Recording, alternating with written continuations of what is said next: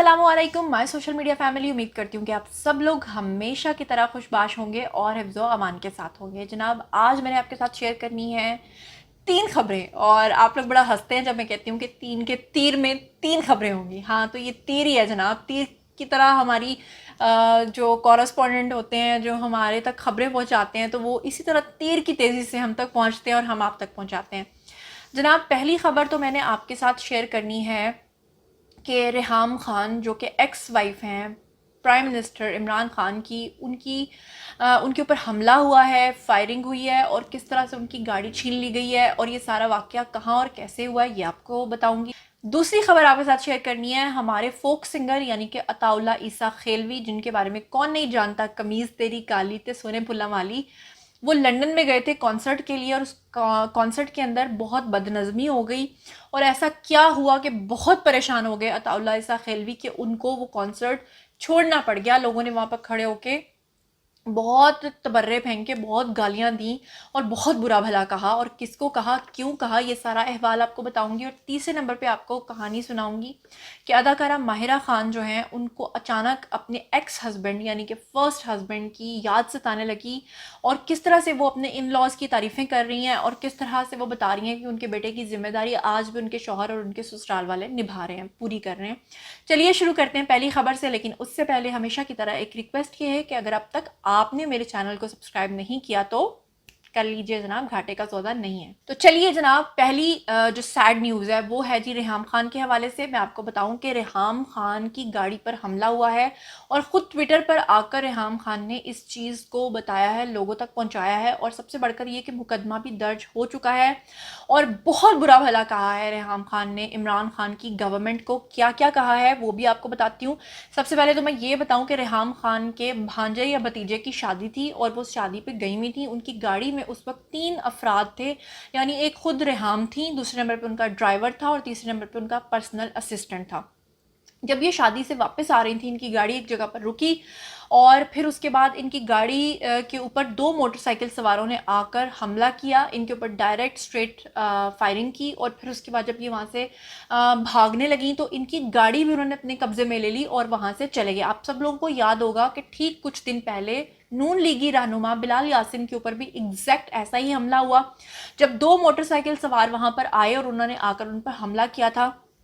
Thank God, मैंने आपको पहले ही बताया था कि सेफ सिटी कैमरास की मदद से और सीसीटीवी फुटेजेस की मदद से, क्योंकि आजकल कहीं ना कहीं गली बाजार घरों के बाहर कैमरास ज़रूर लगे होते हैं। उन दोनों लोगों की जिन्होंने फायरिंग की थी बिलाल यासिन के ऊपर, जो कि इस वक्त म्यू हॉस्पिटल में इस वक्त ज़ेरे इलाज हैं, उन दोनों मुलजिमान की जो शक्लें हैं वो आइडेंटिफाई कर ली गई हैं, और जल्द ही वो सलाखों के पीछे होंगे। तो इसी तरह रेहाम खान के साथ हुआ। लेकिन एक चीज़ जो मुझे थोड़ी सी डाउटेड लग रही है वो ये है कि जब किसी ने किसी की टारगेट किलिंग करनी होती है, वो उसकी गाड़ी नहीं लेके भागते, लेकिन ये जो हजरात हैं बकौल रेहाम खान के कि इनकी गाड़ी लेकर भाग गए। रेहाम खान ने गिला करते हुए यहाँ तक कहा कि ये किस तरह की रियासत है, क्या ये नया पाकिस्तान है, और सबसे बढ़कर ये कि उन्होंने इमरान खान और उनकी गवर्नमेंट को तनकीद का निशाना बनाते हुए ठग कहा, लालची कहा और बुज़दिल कहा, और कहा कि ये नया पाकिस्तान हमें हरगिज़ एक्सेप्ट नहीं है। जैसे जैसे इसमें डेवलपमेंट होगी मैं आपको बताऊंगी कि वो 2 अफराद एग्जैक्टली कौन थे, उन्होंने क्यों फायरिंग की और क्यों उनकी गाड़ी छीनी, क्या ये उनकी कोई पर्सनल दुश्मनी थी या वाकई ही इसमें हुकूमत का कोई हाथ था। अब चलते हैं जी दूसरी खबर की तरफ, जो कि अताउल्ला ईसा खेलवी के हवाले से है। लंदन में गए थे कमीज़ तेरी गाली यानी एक कॉन्सर्ट। आपको पता है कि कोरोना पेंडेमिक की वजह से 1.5-2 साल से पूरी दुनिया लॉक्ड थी, और अब जैसे ही ये सब चीज़ें खुली हैं तो उसके बाद सबसे ज़्यादा सिंगर्स की जो है ना वो भरमार हो रही है, हर जगह पर कॉन्सर्ट्स हो रहे हैं। अनफॉर्चुनेटली पाकिस्तान से लेकर लंदन तक रिसेंट टाइम्स में जितने भी कॉन्सर्ट्स हुए हैं तमाम के तमाम फ्लॉप गए हैं, और तमाम सिंगर्स जो हैं वो छोड़कर भाग गए हैं फ्लोर को। वो किस तरह से कि आपको याद होगा कि अभी कुछ दिन पहले आतिफ असलम का कराची में कॉन्सर्ट हुआ, जिस वक्त एक लड़की को वहाँ हजूम घसीटना शुरू हो गया। वो लड़की स्टेज पे आई, उसने रोना शुरू कर दिया, और उसके बाद आतिफ असलम वो कॉन्सर्ट छोड़कर चले गए। उसके बाद आपने आयमा बेग के साथ देखा, वो सिंगिंग के लिए आई, उनके साथ बदतमीज़ी हुई। कुछ नौजवान, कुछ मंचले जो हैं वो स्टेज के ऊपर तक चढ़ाए, और लगातार आयमा बेग ये बोलती रहीं कि आप जब तक पीछे नहीं जाओगे मैं नहीं गाऊंगी। और फिर फाइनली उन्होंने जब धमकी दी कि मैं कॉन्सर्ट छोड़ के जा रही हूँ, उसके बाद ही वो लड़के वहाँ से हटे। अब तीसरे नंबर पर जो ये वाकया पेश आया है یہ آیا ہے جناب عالی عطا اللہ عیسیٰ خیلوی کے حوالے سے. جب لنڈن کے اندر وہ وہاں پر موجود تھے تو وہاں پر اسی طرح سے لوگ جو ہیں وہ ان کے اوپر چڑھ دوڑے, اور پھر وہاں پر فیملیز بھی آئی ہوئی تھیں, بچے بھی آئے ہوئے تھے, لوگ اپنی وتھ فیملیز آئے تھے, اور کچھ منچلوں نے, کچھ لڑکوں نے وہاں پہ ہوٹنگ کرنا شروع کی, بدتمیزی کرنا شروع کی, کچھ لوگ سٹیج تک دوڑے, اور پھر اس کے بعد سب کے بیچ میں ہاتھا پائی شروع ہو گئی. عطا اللہ عیسیٰ خیلوی نے جب یہ سب کچھ دیکھا تو وہ بہت زیادہ اس چیز کو دیکھ کر مایوس ہوئے, اور پھر اس کے بعد انہوں نے کہا کہ وہ یہ کانسرٹ چھوڑ کر جا رہے ہیں. جیسے ہی وہ کانسرٹ شدید قسم کی سیکیورٹی کے حصار میں چھوڑ کر جا رہے تھے, اس وقت لوگوں نے وہاں پر گالم گلوچ کرنا شروع کر دیا, اونچے اونچے نعرے لگانا شروع کر دیے. کس کے خلاف؟ عطا اللہ عیسیٰ خیلوی کے خلاف نہیں, بلکہ اس شو کے آرگنائزر کے خلاف, کیونکہ لوگوں نے اتنی مہنگی ٹکٹ خریدی تھی اور وہ عطا اللہ عیسیٰ خیلوی کے گانے جو ہیں ان سے محظوظ نہیں ہو سکے.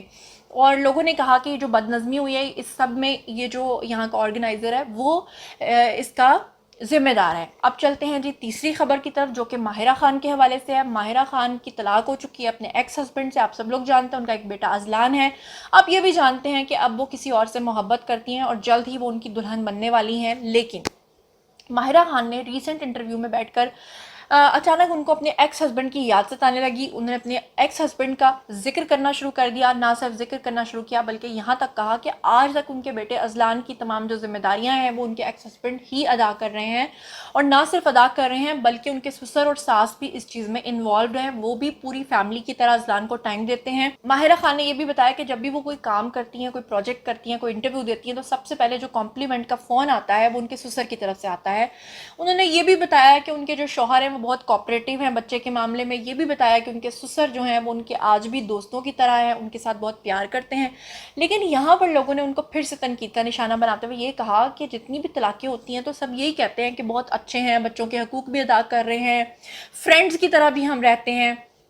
تو پھر ان کے بیچ میں ایسا کیا ہو جاتا ہے کہ بات جو ہے وہ ایک دوسرے کی شکل نہ دیکھنے تک پہنچ جاتی ہے, بات جو ہے وہ طلاق تک پہنچ جاتی ہے. اگر سب لوگ اتنے ہی اچھے اور اتنے ہی پازیٹیو ہیں اور آپ ریئل ریزن نہیں بتانا چاہتے تو آپ اس طرح کی تعریفیں کرتے ہی کیوں ہیں, یا پھر اگر آپ بتانا چاہتے ہیں تو آپ ریئل ریزن کیوں نہیں بتا. تو جناب یہ تھیں آج کی تینوں خبریں, امید کرتی ہوں آپ کو پسند آئی ہوں گی. مزید خبروں کے لیے مجھ سے کنیکٹڈ رہنے کے لیے چینل کو سبسکرائب کرنا ہرگز مت بھولیے گا, اور کامنٹ سیکشن میں ان تینوں خبروں کے بارے میں ضرور بتائیے گا. اپنا بہت خیال رکھیے گا. اللہ نگہبان.